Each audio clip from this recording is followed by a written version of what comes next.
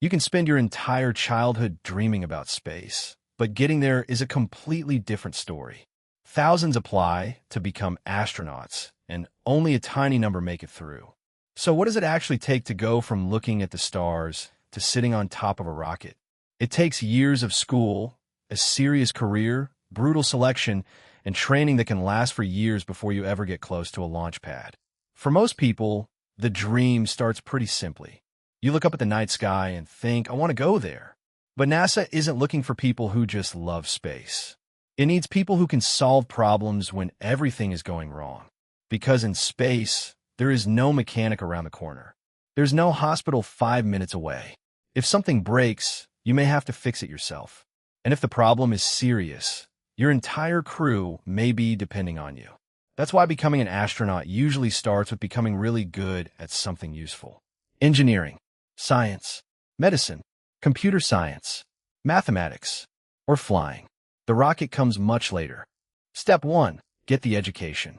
Today, NASA requires astronaut applicants to have at least a master's degree in a STEM field, such as engineering, biological science, physical science, computer science, or mathematics.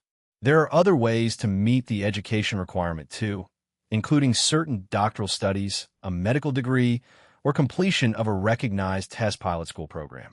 So the path isn't simply school to astronaut. It's more like school, university, advanced degree, difficult career, and then an astronaut application. And you don't have to become an aerospace engineer.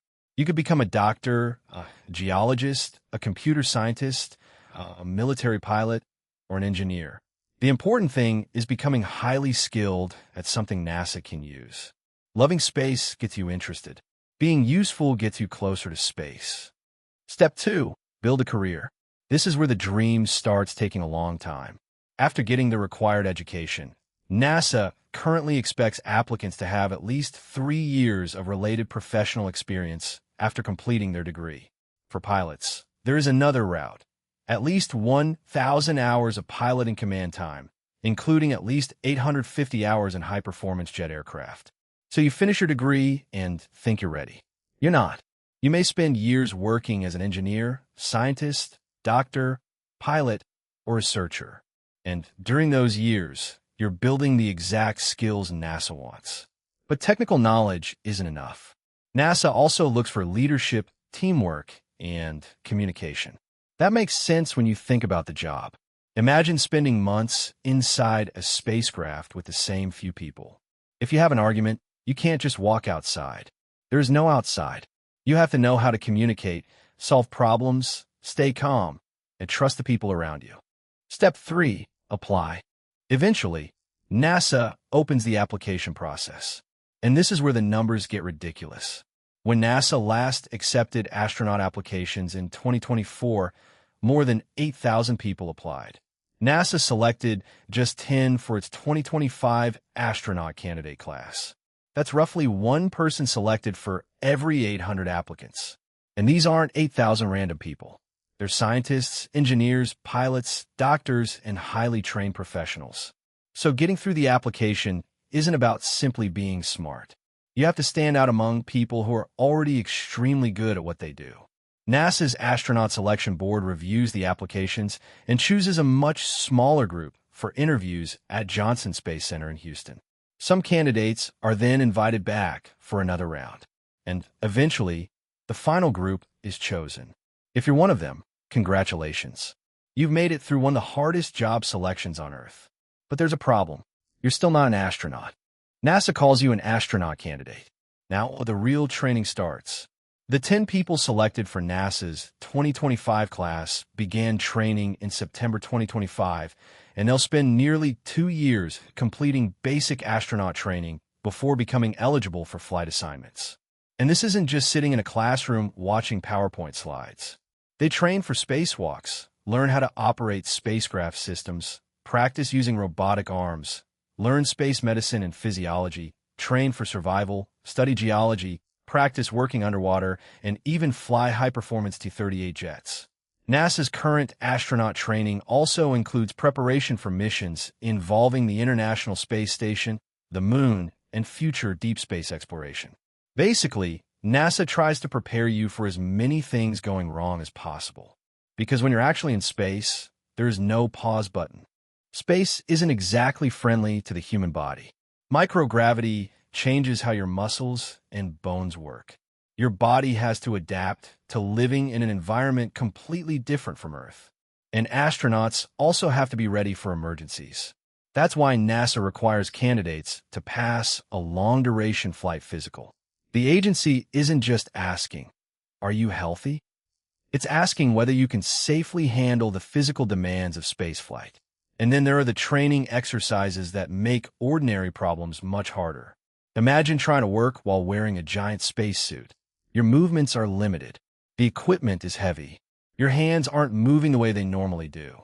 And you're trying to operate tools while remembering a complicated procedure.